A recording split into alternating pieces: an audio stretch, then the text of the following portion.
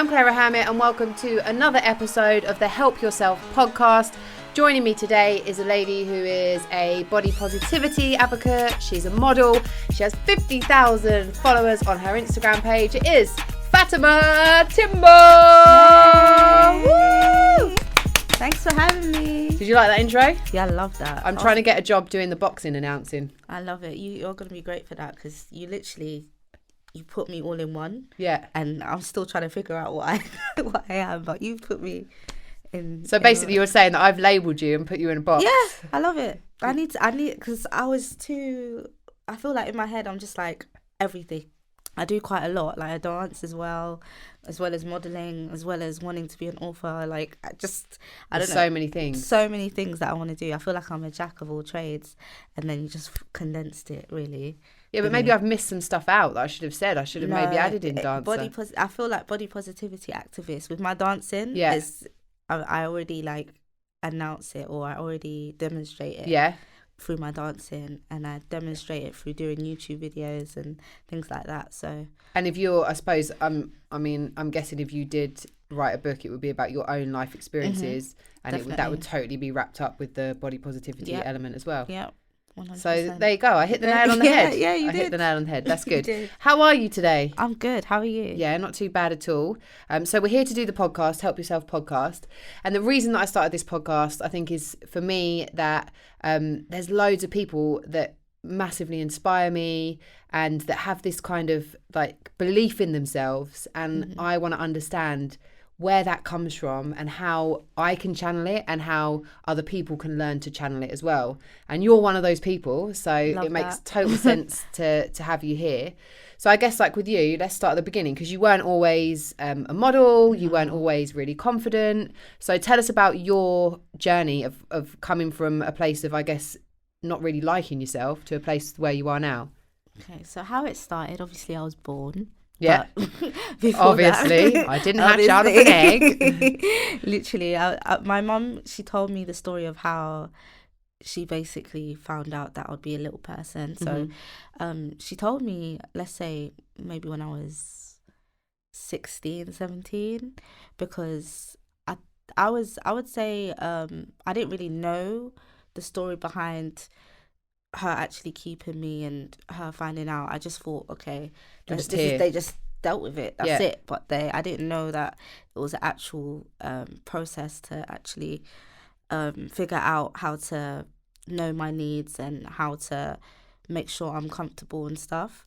So she said to me, you know, obviously she got pregnant, and as the months went on, I wasn't growing as much, and when she was going for her scans, they said that, you know, your baby's not growing, but she's got a bigger head, but her body's not like growing as fast as a normal baby. So when they did the tests and tried to find out what I have, so they said that I'll either have Down syndrome or dwarfism.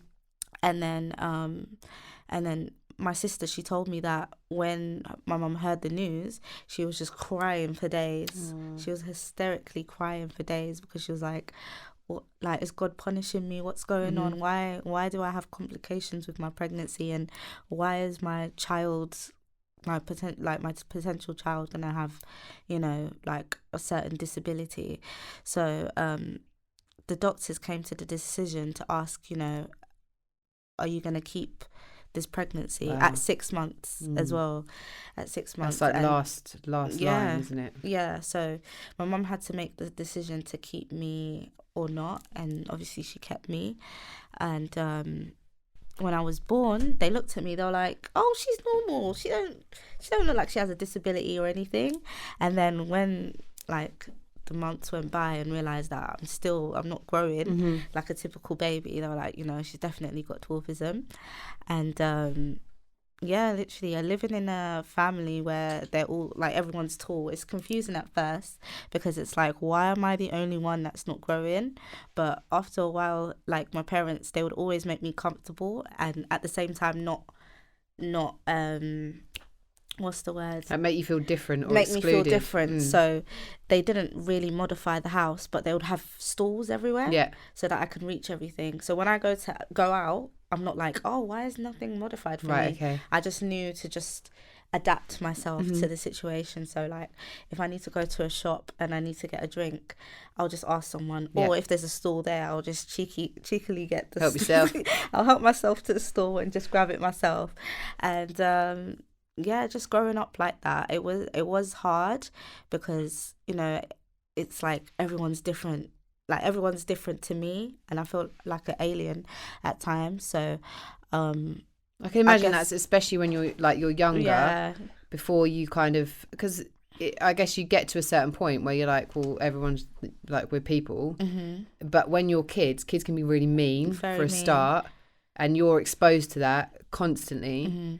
And kids, they're not afraid of being like, oh, you're different. Whereas sometimes I think adults get to a point sometimes where I think they're too polite. You know, like not on. Oh my God, the over politeness was from some people. Like, I would say, some people would want to make me feel comfortable by bending down and talking to me like, hello.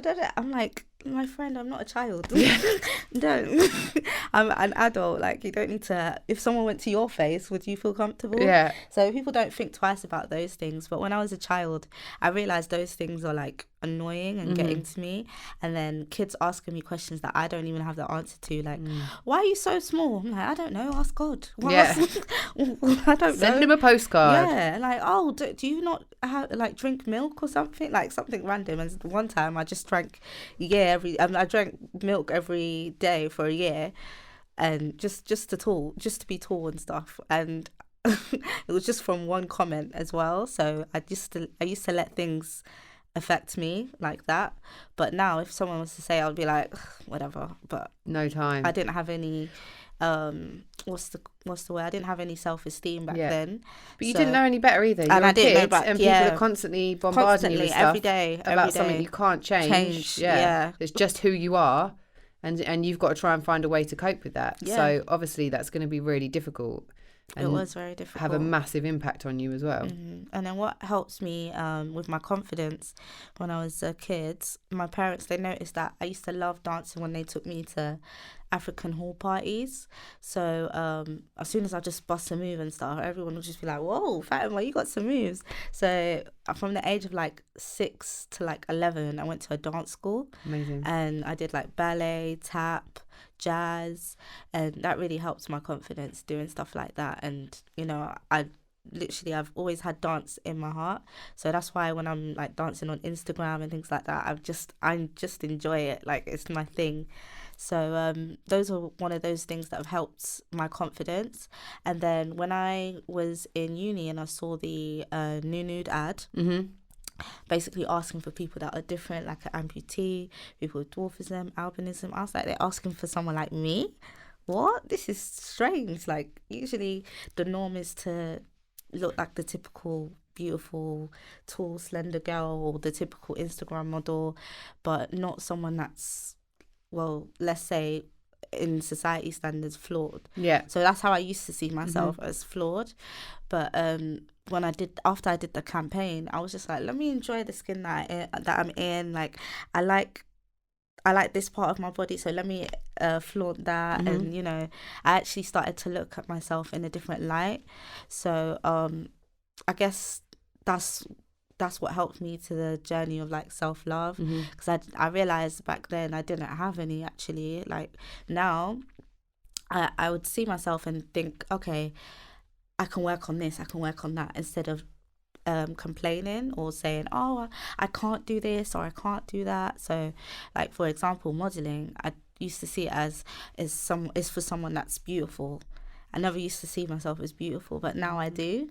So yeah, that's a mad change though, isn't it? It's like it's such a huge change. And when I hear you talk about it, it's like some people, I think they focus on, oh, I want to, you know, it might be that they want to do modelling or they want to dance, or I don't know, but they feel like their body needs to fit a certain size or proportions to be able to achieve that goal. But what you've done is you haven't changed your body, you've just changed the way that you look at it, and the way that you think about it, and the way that you feel about it, and then that has led to you doing all the things that you want to do, like that change. And I think it's because it's infectious. Like when people see you like watching your videos and you're like you don't, it's not like I'm looking thinking, oh, this is like a little person do it. It's just Someone you're a beautiful woman and having a good time, like you're Yeah. having such a good time, and that energy is so infectious.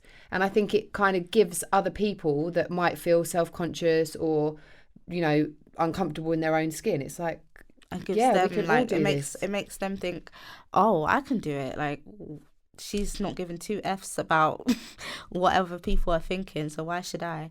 Because a lot of people are so self-conscious about certain things, about what they're wearing or their hairstyle or how they like talk to people. But like that's how I used to be, and now it's just like, what's the point? I'm still not 100% there yet, but I don't think there's 100%. There's no such anything, thing as 100% there. In anything. So it's just like a certain thing. It's just having that certain self-awareness to like know what to work on and then actually work on it, instead of just saying, this is me, I can't do it. Yeah. You know? Yeah, and just blocking yourself and saying, I can't because of this, or I can't because of that. But it's like you didn't actually try. And you don't know if you can or if you can't. You must have days the same as all of us, because you just said like, I'm not quite there yet, or I don't think anyone's like 100% confident the whole entire time or happy the whole entire time, because we're human, right? And definitely. if we don't have lows, how do we know when we're having the highs or the good times or the bad times? But do you have stuff that you employ or that you use, so that say you wake up and you're like, oh, I just like, I'm not feeling it today, I don't feel great about myself?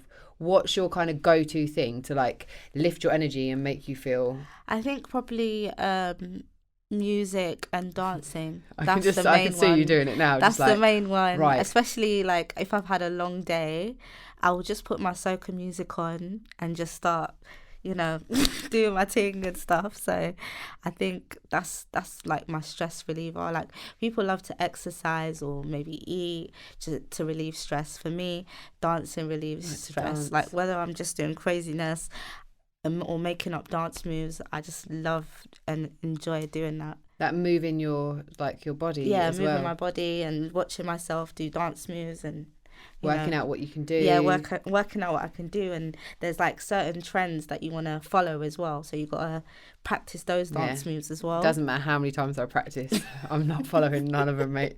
I'm so bad. Like I'm not like, it's not like I don't have any rhythm, it's not that. But the worst thing for me is to try and watch someone else do a move and then try and translate it to my body. I can't do it. It's like I can't understand that language. My body doesn't get it. Yeah. So if I just happen upon it myself, that's all right. But if I'm trying to copy something from someone else, I feel forget about it. Yeah, I hear you. I feel like I'm the opposite to that. When I can watch someone live doing it, I'm kind of catching it. Like I'm following them. You're already on it. But when I'm like watching them on the phone or they're explaining it, then I can't really so you do just it. see it visually, but I see it visually and then I transfer it, you know. I can't do either, so you're ahead of me. And I find, like you just said about soca, so like I really like soca, and when I was in St Vincent and the Grenadines, I was out there, I started like, because I was there and Carnival was coming up and there was like loads of music, so I was listening to loads of soca, and when I came back I carried it on, and I really noticed that it does lift your mood, honestly, because it's that kind of, it's like super fast and it's happy and it's made for people to dance to. So it's like, have you done Carnival here? Have you done it anywhere else? I've only done it in Notting Hill Carnival, but everyone says it's not all that when you go to the Caribbean. So I definitely want to go to the Caribbean, like a Jamaican one or the Trinidad. The Trinidad one is like the number one. Yeah, I've heard good things about that one. So in my lifetime, I have to go to one of those carnivals because I must be there by force, by fire. Yeah, exactly. You've got the moves. Like it's like you were meant to be there. I'm meant to be there. So I want to definitely do it and lead people. So I mean, like we've spoken about obviously your kind of journey and finding like that self-love for yourself, and then what I want to know is where your sense of belief comes from in the fact that you can do these things, because you kind of said, oh, you know, I was in a place where I was like, well, I can't do that, and then this one thing happened that gave me permission. I was like, I can do that, and you already said, like at the start of the interview, you're thinking about writing a book. when we have, like, I have loads of ideas, but it's taking those ideas from just an idea to actually making it into something physical and then getting it out there. So, and I think to do that, you have to have belief, because if you don't believe, even though it's a great idea, if you don't believe it's a real thing or you deserve it, it's never going to happen. That's the first step, I think, actually having belief in something, because if you don't believe in something, it won't happen. I get that from like my family's determination, because my dad, he's always determined in whatever he does, and when I like growing up with that, it's made me believe that I can achieve this and that and the other. So they've never not said you can't do this because of this. I've never heard that from my parents ever. So they've instilled in me that you happen to be short, but I'm sorry, you can still do more than half the things that other people can do. So at times was that frustrating to hear though? At times were you like, because were they ever sympathetic, or were they just like, no? The thing is, at times, because I didn't understand it, like say if I said to them, oh, why can't we modify the kitchen, because I'm tired of reaching the cupboards every day and doing that and the other, they would say, no, this is the world. I know you're small, but this is the world you live in. The next kitchen's not going to be modified for you, so you have to cope with this. And in my head, I'll be like, oh, why do my parents not have to understand or whatever? Because I know that they're not little themselves, but they still want me to be. They still want me to adapt to this world, because that's how it's going to be. Unfortunately, like, I can't modify everything, so I need to learn in myself to just adapt to things and be happy with it, because they know if they was to modify the kitchen and I go to another person's kitchen and I can't do certain things, or I can't I have to ask I have to ask all the time for different things, then it would upset me. But if I'm used to it, it's not going to upset me. So they kind of instilled that in me as well, so I appreciate that as well, because I didn't understand it. And I just thought, why my parents? It's like interesting because it's almost like they've made you take responsibility for yourself. Like a lot of my biggest learnings have come from the fact that it's like you have to take unless I take responsibility for where my life is, what's good, what's bad, what I like, what I don't like, I can't change it, and I can't make my life any different. Because ultimately what makes it different is how I think about it and how I feel about it. But it sounds like, which must have been quite hard for them, because there probably was times where they're like, are we doing the right thing? Like, are we doing the right thing by, kind of forcing her to adapt to the world as it is, or should we be doing more to help her? But it sounds like they both had the same idea and they were just like, no. So it means that even though it was hard for you, you had to take responsibility for yourself. Definitely. I appreciate that a lot from my parents, because there was a lot of things that they wanted to help me with, but they knew if they helped me, or what's the word, enabled me, if they enabled me, then I'm gonna be spoiled, in a way. So I'm really appreciative, because I really didn't think that they could like understand what it's like, because a lot of the time I'd get frustrated and think nobody understands in my family. But there was a time as well they asked me if I wanted to meet other little people. And at the time, because I didn't accept myself, how could I accept other little people? So they were confused that like, why don't you want to meet people that are like you? And I'm like, well, I'm used to being the odd one out. So me being with other people that are like me is going to be a bit of a, let's say, I don't know if the right effect is like culture shock. It's like a weird culture shock for me. So for a while they would ask me, oh, do you want to go to this convention, that convention? And I'd say nope, I don't want to go. And then until me like actually turning into an adult, like I'd say when I was 19, I met another little woman. It was weird at first. Like she's I don't know if you've heard of Mary Russell. She's been on the Undateables, and it was my first time meeting another little woman like at 19. And ever I never ever, well, I'd see them but I wouldn't speak to them. Right, okay. So it was my first time like interacting with another little person. And it was weird because she was a black lady as well. She was I think she was 49 so at the time, older than me. So I could get advice from her because she's like my little mum basically. Like she I could message her about anything and she would understand, she would relate. So it was amazing to have someone like that, and I was kicking myself as well because I was like, oh, I didn't want to meet other little people in the past. I could have had this sooner. But meeting her was a great experience. She has a son who's the same age as me. He's a little person as well. And did she try and set you up? No, he has a girlfriend already. So he's off the market. Yeah, he's off the market. But yeah, it was so cool. Like, I loved it. And then we, a few months after that, I met a group of little women. So it was like 6 of us, and we were protesting. And I'd never been with like so many little people in my life. So I had to like grasp the situation and be like, oh my God, like I'm eye level to these people. This is amazing. My gosh. Was that quite empowering for you? Yeah, it was like, empowering. Cause I don't want to sound like an ignorant idiot, but I can imagine that it's like always being the odd one out and then being like it was just the norm. Yeah. We all had the same problems. Like, I just loved it. And you can talk to people. Then you've got people you can talk to about them and just say, "Oh, has this ever happened to you, or has that ever happened to you?" Do you get back pain sometimes when they're like, yeah, and I'm like, oh my God, I'm not the only one. Like, it felt so good. Which I think other people take for granted. Like, I would totally take for granted because there's loads of women that I could just be like, oh, does this happen or does that happen? Yeah. Especially when it's just like every day, like basic stuff about your body or about the things that you do on a day-to-day basis, which doesn't necessarily change because of your experience. It's just your body that changes your experience. It was great to relate, to be honest with you, because like I would say with the comments and what people say, I couldn't really relate to anyone about it. So it's just me that goes through it around me. But to talk to other women that have had different experience of the same experience, if you know what I mean. So I could like say, oh, there was one time this person, and they'll be like, got in my face and like, they'll be like, I had a similar experience. But I'm like, oh my God, I love this. I love that I can.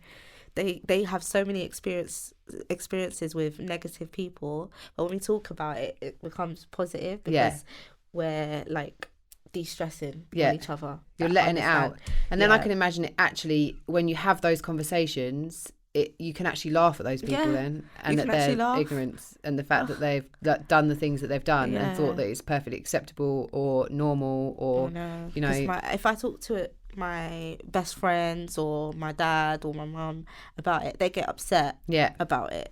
They always get upset about it and annoyed.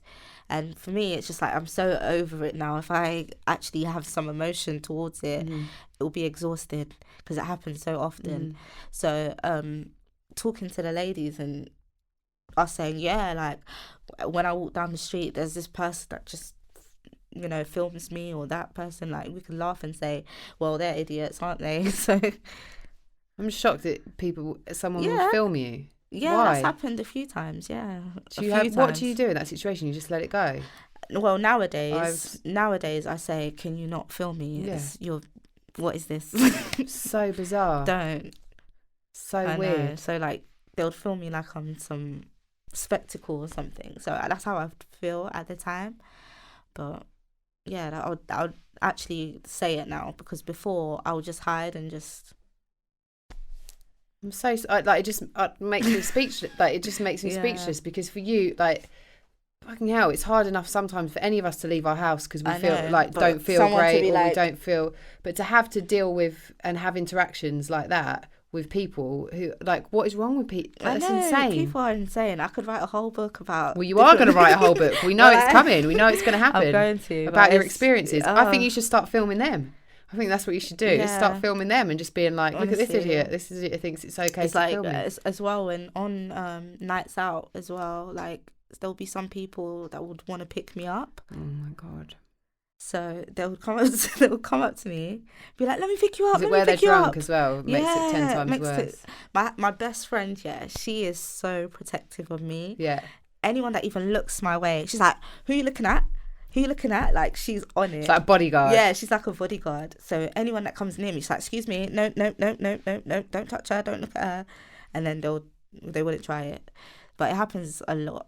It's very as long as she's not cock blocking you as well, it's all right, isn't it? She won't. She knows who to let through and who not to let through. Yeah, if they're she's being a good respectful bodyguard. and say, hi, I recognise you, or hi, you're so beautiful, or something. She'll be like, that's all right, pass. Instead of saying, hello, like, can I pick you up? Like, no. People say that. Yeah, a lot. Humans are really fucking weird. Very weird They're creatures. really weird. I've seen it all. I can imagine. Nothing surprises me nowadays because it's like I've seen it all. But that must make you, like, you must be such a strong person. I don't let things affect me too tough. Do you, because you obviously you spoke about the fact that you met these other little people and then you kind of could have those general conversations with them. You touched on like your friend who's like a really great friend. But do you have people like you can really talk to like properly, as in like about anything? I would say my friend, my friend Toby, who I met 2 years ago. Yeah. She's in a wheelchair. Yeah. And I didn't know the other side of like disability. I haven't like really been friends with someone that's in a wheelchair and what it comes with and how life is. Like, I didn't realize how life would be if you can't walk. Like, meeting her, she's exposed me to so much. So she can relate as well because she's got this condition called brittle bones. So she's broken about 70 something bones, and she's only 26. So literally she has to take meds every day. Like, there's a lot to it, and it made me think, oh my gosh, like, okay, yeah, she's little as well and she's in a wheelchair. I used to think my life was so awful.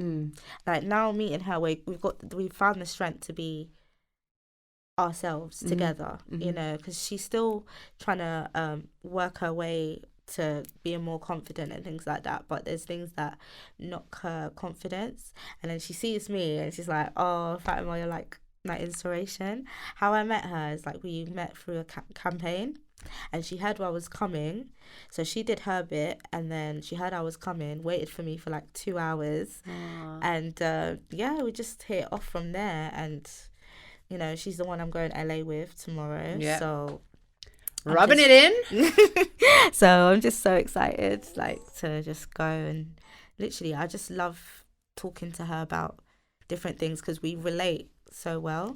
She's like one of the first people that I could like express everything and she could actually hear me, if that makes sense. Like, you know, when you speak to someone and they're listening, they hear the words, but they can't hear you. So yeah, with her, she hears me, and I appreciate that so much. So you've got that kind of relationship where you can literally talk, because I think that's so important, isn't it? Yeah, it's very important. If you don't have those people in your life where you can truly be yourself and truly tell the truth, because a lot of times I feel like, I don't know if you do this, but I think we all do it, you know, like you tell someone the truth but you wouldn't tell them the whole truth because you're trying to protect them, you don't want to hurt them, or you know that they wouldn't really get it. So it's kind of like, it's a bit like I've got my one friend Penny, whose mum died when she was a kid as well. So I feel like when I'm 36, my mum died when I was 9, but I will still cry the same way that I did when I was 9. It doesn't happen all the time, but when things like, I miss my mum, I want my mum back, and there'll be times where it's like, you know, it's Mother's Day, or like I might go for like food or something, and I'll see like, you know, someone with their mum, and it just hits me really hard. It's like I'm never gonna have that experience, and I just want her back. And so I'll kind of like go into that place, and I feel like other people will be like, should you not be over it by now? You know, it's been however many years, like surely you're gonna move on and get over it, which I have to an extent, but I still want my mum back. It's still that urge that you want, that will never leave. Exactly. So having a friend who has those same kind of things is so helpful, because then I feel like I'm not mad, I'm not crazy, and also I can say it to her, and she is just gets it. Because if you express exactly how you're feeling to other people that may have their mum, but and then think, shouldn't it be time to no, it shouldn't be. Because time, yeah, it's sort of a healer, but you'll still have that same pain you had when you were 9. Because she's still not there.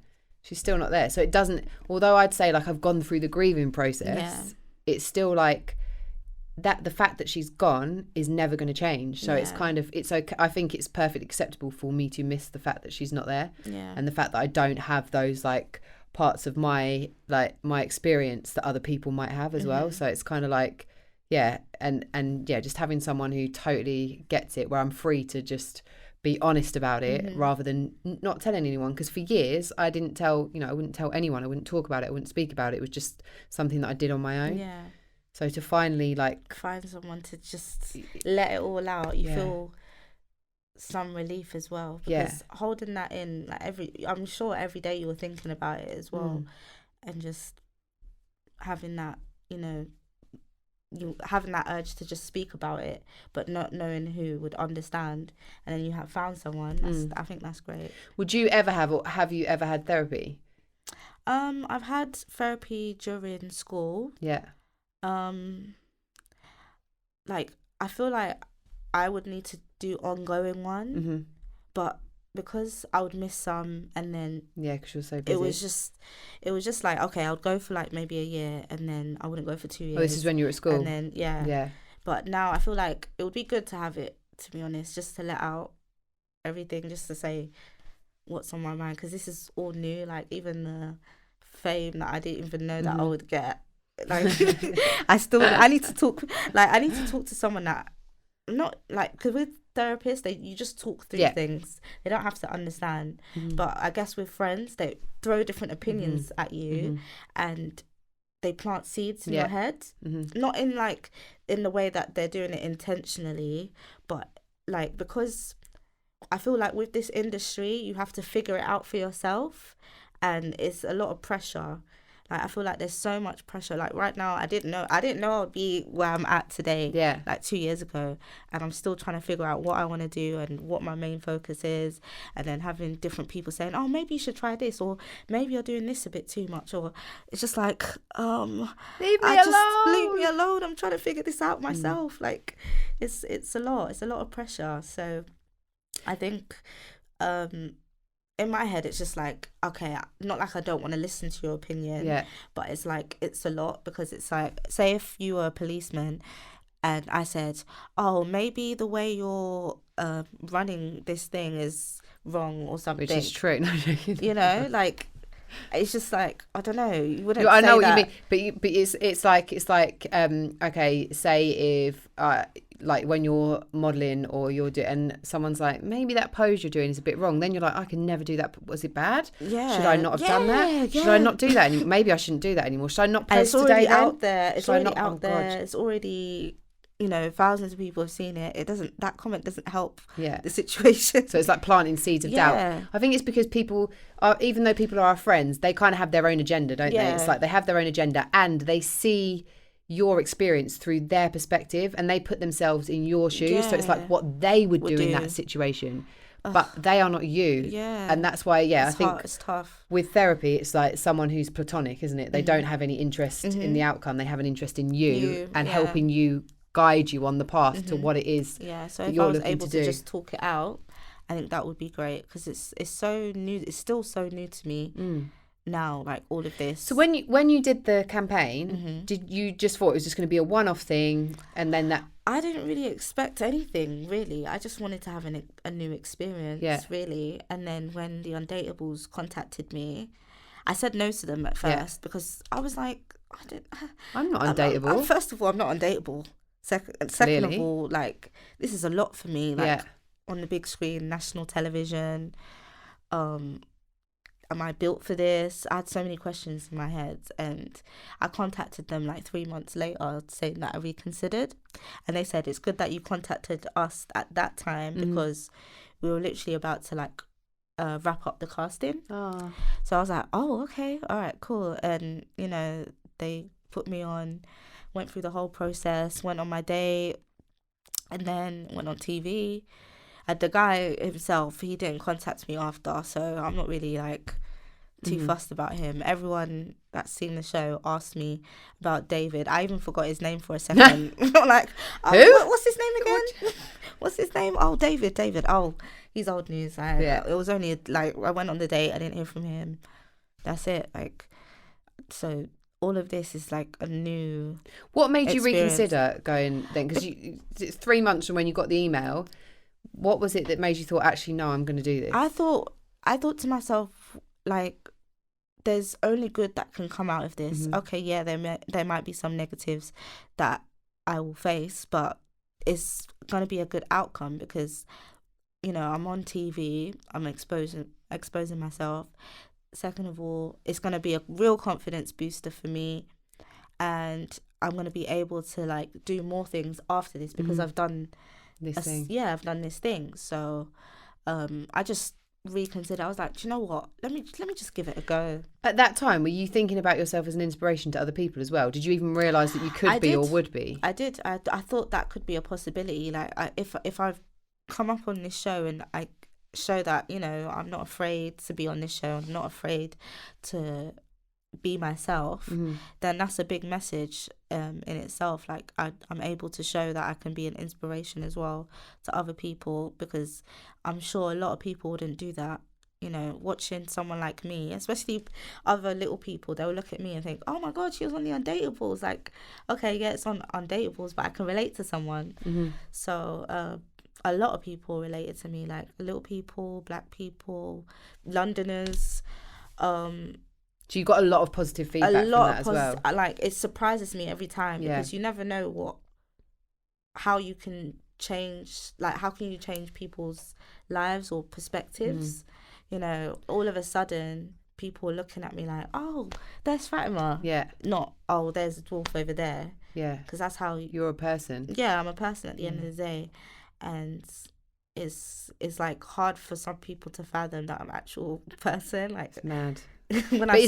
But when you do stuff like that and you're beamed into millions of people's homes, I guess you are addressing their ignorance. Like, you're addressing their ignorance and your representation for anyone who can identify you, whether it's a black woman, whether it's a little person, whether it's a Londoner, but people are looking at you and there's something that they recognise in you. Definitely. And they're like, yeah, that's a bit of me. Like, I get that. And then it just seeing somebody with a good like spirit or a happy outlook on life, I think can just really change someone's like perspective and someone's opinion. Definitely. So I'm so thankful I was on that show, because the way I really was like, not like I was offended, but I was just like really skeptical. Yeah, to start off with. And then going on that show, I went on that show, and then I went on This Morning. That was fun, talking to Holly and what's his name, Philip. Yeah, like that was so cool doing that. So it's just been a snowball effect. So after like doing one thing can lead to that thing, to that thing, to that thing. So that's would you go on Love Island? They asked you. I feel like it's a tough one, because I feel like I would, but the way they set up the standards, I would. It's either a thing where I would have to change it and be like be bulletproof and just take on all the negative press and all the negativity, because at the same time I'll be changing things around. But do you think it would be negative, or do you think people would be like, because from my perspective, I want to see normal people. I don't want to see everyone look exactly the same. I want to see people who are all different like shapes and sizes, who represent like a normal society, not just one type of person. And I think it would be interesting, because people would match, and it would be people you didn't expect would get together, like complete opposites attract, like people of different ages, different races. Like, why can't we have that? Why would that not be as interesting? I feel like that would be so cool. I think that's what I think. Love Island producers, if you're listening. Because in my head, it's just like, oh my God, the way it's set up now. Yeah. If I was to be on there now, it'd be like, why is she on there? She don't look like the typical Love Island contestant. But at the same time, I know I'll be making change as well, because I would be showing off my big personality like in there. I wouldn't just be, and your dance moves. Yeah, and my dance move. I'll feel You'd like be bringing it. Yeah, I I'll be reckon. bringing it. So and I it's for feel like, entertainment, right? And you've got so Definitely. much to say, and it's not just like you're, someone who would go in there and be like super dramatic and like, oh my god. Yeah, but you I actually would be have, like- you've got something positive to say. You have a story. Like you're this deep, like woman who has Person, yeah. so many facets. and different layers. I feel like You're like an onion. Yeah, Yeah. definitely an onion. So I feel like I would be great for that show, but it's just I would need to build confidence to know that they're gonna change it up. Yeah. You know, if they were like, okay, we're gonna do a different layout to how the usual Love Island is, then I'm like, I'm down. No, we Like, want the if same villa. We just want different people in No, it. yeah, they're different people. That's Yeah. what I mean. Like if it was like a multicultural, different sizes, Yeah. different shades, then yeah, I'm there. I'm the first one there. Number one in the queue. Number one in But the queue. kicking the door down, Literally. running in and going, yeah. Literally, the thing is, I wanted to do Big Brother, but they've Stopped it now. They've stopped it. Stopped it. Reality I TV. feel like I would have been so cool on Big Brother. Yeah. I think that would be a good Honestly. show for you to do something like that. When it comes to confidence and your confidence, so doing the campaign obviously made you really change how you thought about yourself and how you felt about yourself.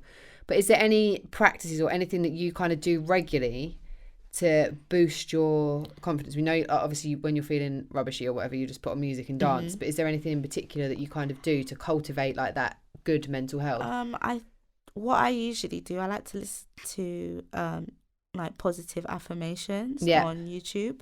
So I like to watch Les Brown, Oprah Winfrey. There's this channel that promotes like motivational speakers, and I love to listen to them from time to time, because it kind of brings up my spirits, and it helps with filling my mind with positivity. So that's one of the things I definitely do on a regular basis, besides dancing, to like lift up my spirits. So I think those are the main two things, because I guess you're learning information on how to be the best that you can be, be confident, and listening to other people's stories from rags to riches. So yeah, I guess you have to surround yourself with people like that, and I use YouTube videos to enforce that in me, because I'm like the only one in my family that's doing what I'm doing now. Yeah. So in a way, you feel like you're alone. Like It's a new path. There's definitely a brand new path that a lot of people in your circle haven't gone through. So these questions that like I would have in my head, I can't ask anyone, because they don't have the because they don't have the answers. They might think they do, but they don't. It's like asking a doctor how to dress or something. Yeah. Like they don't have the terrible answers. style doctors. You know what I mean? Like I think, I don't know, asking doctor's advice from a model or Yeah. something, it's not connecting. Like they might give you advice, but it's not going to be up there. I know, and then that's how I feel with people throwing their advice. I think to myself, you haven't been in that situation or in that circumstance, so where would you get the knowledge from. So it's not, I can't really trust. In my head I'm like, okay, yeah, whatever, but if I get information from someone that's in the media, I would like rely on that information a bit more. So that's why I'm kind of like trying to figure out my own.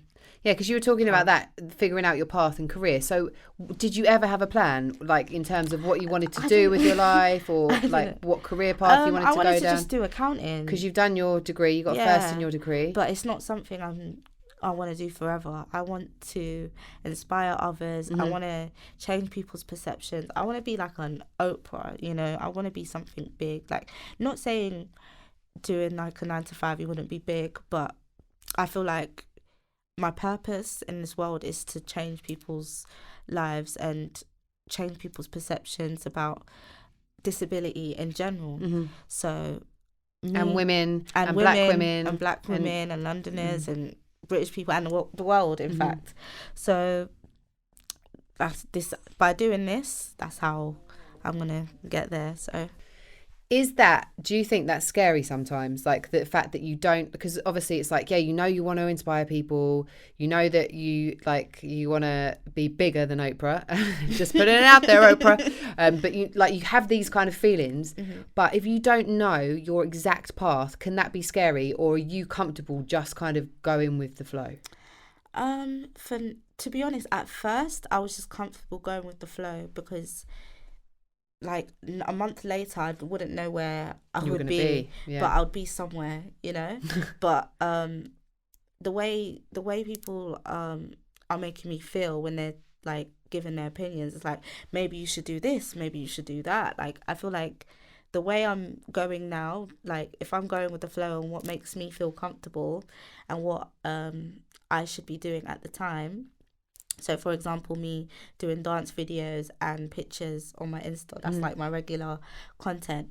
But I have like someone told me I should do more speaking videos, and it's something I want to do in the future. But I get nervous speaking on like the camera. But I'm gonna try find a way to get comfortable with it, because usually I'll just be like, do you know what, I'm sick of this content, I'm gonna talk and just be comfortable with it and keep doing it. So I'm quite spontaneous in that way. But if someone's like planted it in my head, maybe you should do more of this, maybe you should do more of that, it's like I'm torn between two, or torn to like change how I am.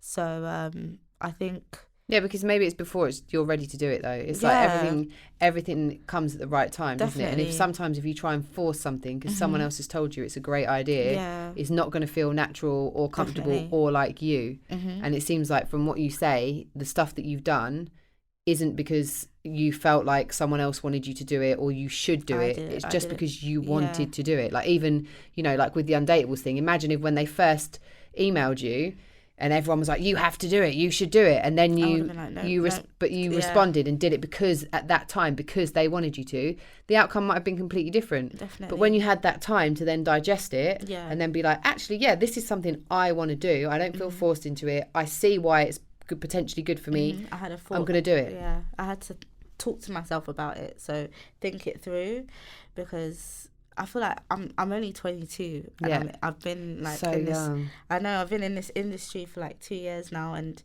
I've grown so, like, not literally, but I've grown so much. Excuse the pun. Excuse the pun. Like, I've grown so much in like mentally and in what I've been doing. So I feel like step by step I'm literally doing all sorts, but I feel like by the time I'm like 25, I'll look back and be like, oh, I've changed so much, or the way I've done this is different, you know. So it happens all the time. Like even now, I'm 36 and I look back and I'm like, oh my God, like how I was 3 years ago is not how I am now. How I was 2 years ago is not even how I am now. And that constant growth and having the ability to constantly evolve and grow like that is so important. And also like having the balls, excuse the pun, because you don't actually have balls, but the balls to be like, right, I've got my degree, but this is something I'm really passionate about and this feels like this is where I'm supposed to be. Definitely. So I'm going to follow this path. I don't really know where it's leading. Yeah, I don't know exactly where it's going to go. Force it as well, but it feels like a good idea. And so far opportunities have been arising and kind of crossing my path, and I'm just going with it. That's literally me. But that's brave, you know. For a lot of people, it's like that would be so scary to do that. And that's you know, sometimes I think like that's part of the reason as well for doing this podcast, is saying to people, if you have a passion or if you have this thing that you really want to do, what are you waiting for? There's no point waiting. You only have one life. Exactly. Just do it. You know, when are you going to do it? There's a lot of people, they have so many ideas, talk about their ideas, but they will never execute them or actually have a belief put it into the universe. So where did that, you having that attitude and that mindset come from? That kind of like, you know, ultimately we're all going to die, because that's what I think. I'm like, we're all going to fucking die. We're all going to be dead. Ugh. You know, in however many years from now, everyone in this room, all of you at home, everyone, we're all going to be dead. Yeah, and sometimes when you embrace that fact that life is so temporary, you think, oh, why have I not, gone and asked that person for a pay rise?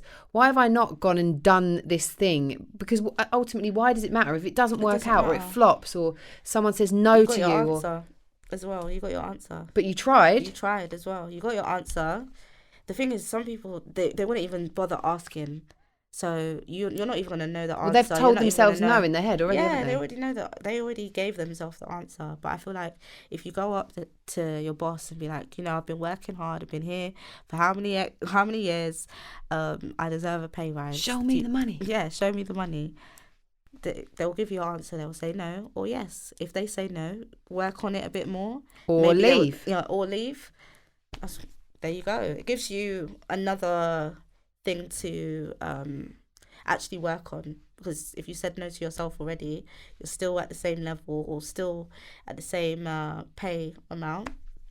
There's no growth there. Yeah, you don't. Yeah, it's like you kind of, you're not, by asking, you're not going to go, I think. Yeah, if you stay there, but by asking, you're not going to go backwards, because it's not like you're losing your job because you asked. It's true. You either, one of two things is going to happen. Either the money's going to go up and you win, or it's not, and then you have a choice to make. Yeah, you have a decision. A choice. Yeah, definitely. I agree with that. Do you think that, like, the way that we are now, that we're not, like, we're too scared of being like, being honest and telling the truth? We're too scared in this society, I think. I was out with, like, this guy that I know recently, and we were going for some food, and he saw his housemate, right? And he was talking to me about the fact that he's got to a point now where he likes to be really honest. So if someone's like, do you want to go out tonight? He's just like, no. Not, oh no, I'm really tired, or I don't really feel like, I went out last night, he's just like, no, I don't want to, no. Right, so we were walking to go and get some food, and as we're walking, his housemate comes along with his girlfriend, right? And he goes to him, oh, we're just going to go and get some food, do you want to come with us? And he went, no, yeah, we ate about 4 hours ago, so yeah, no, we're not going to. And he was like, as we walked off, he's like, see, rather than, like, he's someone, this is not just his housemate, it's his friend. Yeah. They like each other, but he still couldn't just say, no, I don't want to. So your stomach, I don't know if that picks up on the mic, but your belly's like, I don't think you had breakfast. It was me talking about restaurants, but yeah, so it was literally like, he couldn't just say no. It's hard. It's just hard to just, because usually if people ask you if you want to go out, you have to make up an excuse, and really and truly you just want to lie in bed.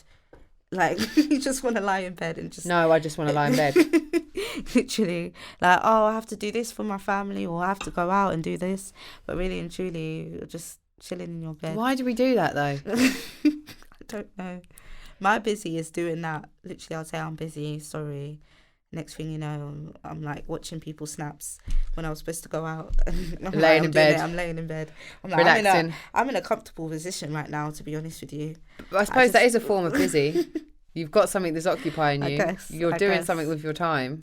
But so I think it's just not just hurting people's feelings. Yeah, you don't want to upset them. Say if they've planned this night out, and they're asking you, and really and truly deep down in your gut, you're like, I don't want to go out.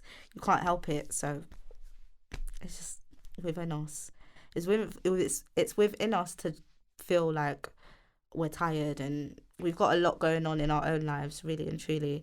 And then to just go out, it's another thing. It's a long thing. You could have just said that to him, though, couldn't you? Can you just be, it's a long thing, I'm not coming, I'm staying in bed. You're going to hurt their I'm on feelings. My snaps. They'll be like, what, you prefer laying in bed and watching snaps to me? Yep. Yeah, mate, I do. Actually, sorry about that. Didn't want to have to tell you. It sounds so rude as well.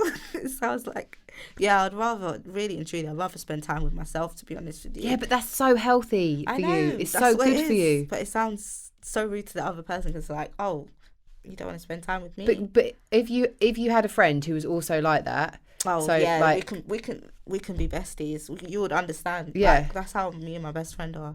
Sometimes plans will just flop because we haven't communicated, because we both don't want to go out. Both laying in bed, watching the next day, we'll be like, yesterday, wasn't we supposed to go cargo? It's like, yeah, you were in bed, I was in bed, yeah. Didn't happen. But those friendships are the best, right? They're so important, because it's just like, I'm going to be honest with you, mate. I'm not on it. I'm really not on it. I don't feel like it. I just want Yeah. to sit at home and eat this pizza. Like Yeah. sometimes, you know, men don't have periods to contend with. We do have that. And it's just like, Ugh. that can make you feel like you don't want to go anywhere. You don't want to do anything. So you're just Mm-hmm. like, nope, I'm staying in bed with a chocolate and I'm living the That's dream it. right now. I'm out. I'm out. Fatima, for people that are listening who are like, I guess there's so many areas that you cover and areas of inspiration for people, but what would be like your top, I guess, like your 5 tips? Because you're, I guess, like body confidence, for that, but also in terms of career, because you've touched on quite, I mean, you've done your degree, you've got a first, but at the same time, that's not where you're choosing to go. So I guess to sum it up, your top 5 tips to having body positivity, but also like having the balls to follow your dreams. Follow your dreams. That's the main one. If you have because at the time at uni, I had a plan A and plan B. Plan A is like being in the industry, inspiring others, and my plan B is accounting. But some people don't even have a plan. Just have a plan. That's what I think. I believe in making a plan for yourself, because some people believe you should just like, okay, it's okay to live in the moment, but it's good to have goals and dreams to have in mind Have a and focus. to follow through as well. So a lot of people are missing that. They just live. Yeah. And I don't believe in that at all. I think you should think to yourself, okay, well, in 5 years' time, I want to be this, I want to be that. 5 years later, because you're working towards it and it's going to manifest, you're going to achieve it. Whatever. How are you so white? Like, when I was 22, I was doing exactly like what you're saying. I was just like, just living every day and just, Yeah. I didn't ever have a plan. Like presenting happened by accident. Everything happened by accident. So I Yeah. never had those plans in place.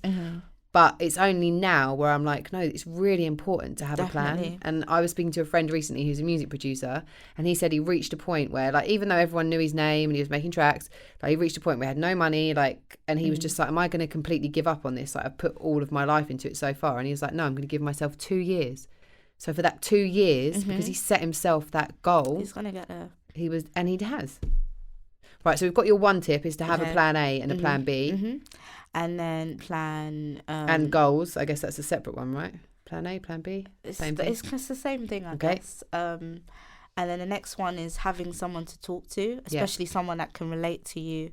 I think that's the most important thing, because, you can have people that you can talk to, but they're not going to hear you. Like, they'll listen, but they're not going to hear it. They're not going to feel it. So I feel like finding someone, even if it's on social media, just reach out to someone that is like you, you know, whether you're plus size or whether you have this color hair or that color hair. Just someone you can relate to. Someone you can relate to, or someone that does a particular thing that you want to aspire, like something you aspire to be. It's good to reach out and ask questions and ask how did you get there, or how did you reach to this stage. I think that's important. So reaching out and being able to relate to people. Next one, I'm trying to think, because those are my main 2, but I'd say the third one is to just challenge yourself. Yeah. Definitely challenge yourself. Whatever obstacle you feel like it's a bit scary, just try at least compromising and thinking, okay, if I challenge myself, let's see where it gets me. Because what we fear is the unknown. We fear what we don't know that's going to happen. So, people asking questions, or people actually, let's say, I don't know, something crazy like bungee jumping, you don't know what's going to happen. That's why you're scared. So challenging yourself to actually get to that point, and then realizing it's not really that scary. It's just going to lead you to something different. Does that cultivate confidence as well? Because for me, definitely, I used to do like hidden camera stuff, and I used to hate it. At the time, I'd feel like this is the worst idea. Why am I doing this? I hate this. This is horrible. I feel sick. I'm anxious. And then when I'd done it, I'd be like, yes. You feel so liberated as well, and empowered when you've done something that you thought in your head was scary, but once you've done it, it's like you prove to yourself that it's not that scary. So I think that's the third one. And then the fourth one, just, I would say, for me, just fuck people's opinions. Yeah. Just put it in the bin, like collect it, put it in the bin, because sometimes like at the end of the day, it's your life. Yeah. You know, people always have opinions. People always judge you. You know, no matter what you do. So if you happen to like this certain thing or that certain thing, and you're scared that people would judge you, it doesn't matter. Fuck them. Like, do your thing. You be yourself, because the real ones will come if you're yourself. So that's the fourth one. I think that's really important. And the fifth one, I'm trying to think. I've got one for you that you said. What did I about say? watching the videos. Oh yeah, watching, just I would say education. So self-development. I think that's the main one, because I think it's important to just educate yourself on how to feel invincible, really. Because when I listen to Les Brown and he tells his stories and he's saying, you can do it, you can do whatever you set your mind to. And it's true. I can. Yes, I can. Like, I feel so liberated. So I think it's definitely important to do that. If people are listening to this, Fatima, and they want to go and follow you and they want to find out more about you, where can they do it? They can find me on my Instagram. It's Fats Timbo. And you can find me on my YouTube. That's Fats Timbo as well. I don't really use Twitter like or any that, of the others. Or Snap. My main ones are Instagram and YouTube. And I think that's what everyone uses anyway. So that's it. Fuck the rest of them. Yeah, we don't even care. All right? Nobody cares. Thank you so much for being here today. Thanks for having me. Thank you for being on the Help Yourself podcast. I'm sure that your episode is going to inspire loads of people. And it's been an absolute pleasure to talk to you. Thank you very much, Fatima. Thanks. Woo! Thank you. Love that.